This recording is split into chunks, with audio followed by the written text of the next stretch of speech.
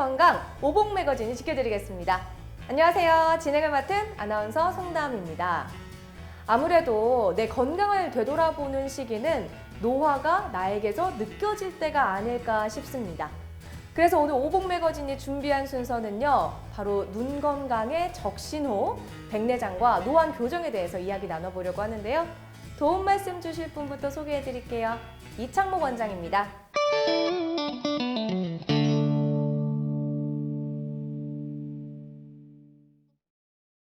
안녕하세요. 네, 안녕하세요. 네, 원장님, 오늘 저희는 이제 노화와 관련한 이야기, 백내장과 노안 교정에 대해서 이야기를 나눠보려고 하는데요. 흔히 이 노화의 불청객이라고 불리는 게 백내장이잖아요. 백내장 하면은 어떤 증상들이 대표적인가요? 네, 백내장은 투명했던 우리 눈 속의 수정체가 노화로 인해 점점 혼탁해지는 것을 말하는데, 백내장이 어느 정도 진행이 되면 확실한 시력 저하를 느낄 수가 있고요. 이제 안개 낀 것처럼 흐릿하다, 혹은 모든 사물이 뿌옇다라고 표현을 하세요. 백내장이 심하지 않을 때는 이런 시력 저하보다는 이제 눈이 부시다, 혹은 이제 보이긴 하는데 뭔가 좀 침침하다라고 표현을 하시는 경우가 많습니다. 그리고 이제 색감 또한 떨어질 수가 있는데요. 백내장이 대부분은 이제 서서히 진행을 하고, 이제 색감이라는 부분은 주관적인 요소가 커서 백내장이 있는 분들도 본인의 색감이 떨어졌다고 못 느끼시는 경우가 대부분이거든요. 수술을 하고 나면 이제 그제서야 색감이 좋아졌다, 선명해졌다라고 하시는 분들이 많습니다. 네, 시력 저하뿐만이 아니라 색감이 저하되기도 한다라는 말씀을 해주셨습니다. 이 부분은 잘 모르셨던 분들도 계셨을 것 같은데요. 이야기만 들어도 좀 걱정이 되실 것 같아요. 네. 그러면 이 백내장의 원인은 어떤 건가요? 백내장의 원인도 정말로 다양한데요. 네. 이제 당뇨나 아토피 같은 전신 질환, 네. 그리고 이제 우리가 복용하는 여러 약물들, 혹은 방사선 치료 같은 치료의 부작용도 있을 수 있고요. 그리고 이제 눈을 심하게 다치고 나면 그 외상의 후유증으로 발생하는 경우도 있습니다. 하지만 가장 중요한 원인은 자외선과 노화라고 할 수 있겠는데요. 이 두 가지는 그 누구도 피해갈 수 없다는 점에서 더 중요하다고 볼 수가 있죠. 네. 그래서 직업적으로 자외선 노출이 많은 분들은 그만큼 백내장 진행이 빨라지는 경향이 있고요. 그리고 우리의 평균 수명은 예전보다 많이 늘어났지만 우리 수정체의 노화 속도는 예전과 큰 차이가 없거든요. 그래서 노년층이라면 누구나 다 어느 정도의 백내장은 가지고 있을 수밖에 없습니다. 이렇게 좀 백내장의 원인 다양하다라는 말씀을 해주셨습니다. 우리가 증상과 원인에 대해서 알아봤다면 이제 치료법도 알아봐야 될 텐데 백내장은 어떻게 치료가 되나요?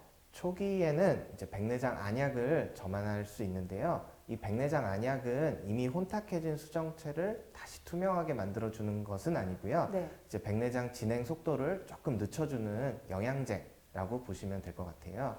이제 백내장이 많이 진행돼서 시력이 확실하게 떨어졌다면은 이제 수술을 통해서 혼탁해진 백내장 수정체를 걷어내고 투명한 인공 수정체를 눈 속에 넣어주는 백내장 수술로 치료할 수가 있습니다. 앞서서 이 백내장의 원인을 짚어주셨을 때 가장 큰 원인이 노화라고 말씀을 해주셨습니다. 이 노화도 직결되는 것 중에 하나가 시력 저하가 될 텐데 사실 눈 수술은 좀 걱정도 많이 되고 큰 수술이라고 생각을 하게 되거든요. 네. 기왕이면 한 번에 이런 것들을 다 개선시킬 수 있는 방법은 없을까요? 네, 아마 이제 가까이가 잘 안 보이는 네. 노안을 이제 말씀해 주신 것 같은데, 이제 노안과 백내장은 이제 뗄래야 뗄 수 없는 네. 그런 관계죠. 우리 눈의 수정체가 이제 투명했던 수정체가 뿌옇게 혼탁해지는 게 백내장이고, 말랑말랑했던 수정체의 탄력이 점점 더 떨어지는 것이 노안인데, 요즘에는 이제 백내장 수술을 할 때 이 두 가지를 한꺼번에 이제 해결해주는 그런 다초점 인공 수정체가 나오면서 많은 분들의 관심이 높아진 것 같아요. 이렇게 백내장 치료법과 다초점 인공체 수술에 대한 이야기까지 좀 나눠봤는데요. 그러면 또 궁금한 것 중에 하나가 사실 수술은 모든 사람에게 좀 적용이 될 수 있는 건 아니잖아요. 네. 어떤 경우에 좀 수술이 힘들까요? 백내장 수술이 꼭 필요한데 힘든 경우는 많지는 않을 것 같아요. 네. 백내장 수술이 꼭 필요하다면은 우리가 전신 마취를 해서라도 네. 이제 대학병원에서 시행할 수가 있고요. 반대로 이미 다른 원인, 예를 들어 황반변성이나 시신경염증 같이 이미 다른 원인으로 실명을 하신 경우에는 백내장 수술 자체가 큰 의미가 없기 때문에 수술을 진행을 안 하는 경우는 많이 있어요. 그리고 이제 수술 후에 가장 불편하신 점은 이제 안구건조증과 이제 비문증 두 가지입니다.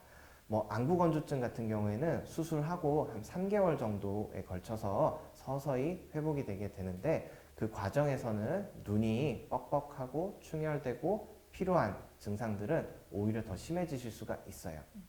그리고 이제 비문증은 눈에 날파리가 날아다니는다고 표현하시는 그런 증상인데요. 백내장 수술을 하게 되면은 원래 없던 비문증이 새로 생길 수도 있고 원래 있던 비문증이 더 심해지는 경우도 있거든요. 그래서 이것 또한 망막이나 눈 속에 큰 이상이 없다면은 저절로 좋아지는 경우가 대부분이기 때문에 뭐 크게 걱정하지 않아도 된다는 말씀을 드리고 싶습니다. 네, 원장님 말씀처럼 충분하게 좀 고민을 하고 결정을 내려야 되는 부분인 것 같습니다. 모든 치료법에는 부작용이 따를 수 있고 개인마다 치료 효과가 다르다는 점과 전문의와의 상담을 통해서 적절한 치료법을 결정하는 것이 중요하다는 점 다시 한번 유념하시기 바랍니다. 그럼 원장님, 저희가 이렇게 좀 수술법에 대해서 다양하게 이야기를 들어봤는데요. 여기서 또 궁금한 거는 수술을 마치고 나서 관리잖아요. 회복하는 데까지 걸리는 기간은 어느 정도가 되는지, 그다음에 집에서 또 따로 우리가 관리해야 되는 것들은 어떤 것들이 있는지 궁금해요. 일단 수술 후 첫 한 달 동안은 네. 눈에 이제 염증이 생기지 않는 게 가장 중요하거든요. 그래서 세부적인 사항은 아마 병원마다 조금씩 차이가 날 텐데요. 이제 저희 같은 경우에는 이제 세안이나 머리 감는 것은 1주, 네. 그리고 이제 땀이 나는 운동이나 눈화장 같은 경우엔 2주 동안 피하라고 말씀을 드리고 있고 수영장이나 사우나, 파마나 염색, 뭐 아니면 음주 같은 네. 경우에는 한 달 정도 삼가하시는 것이 좋다고 말씀드리고 있어요.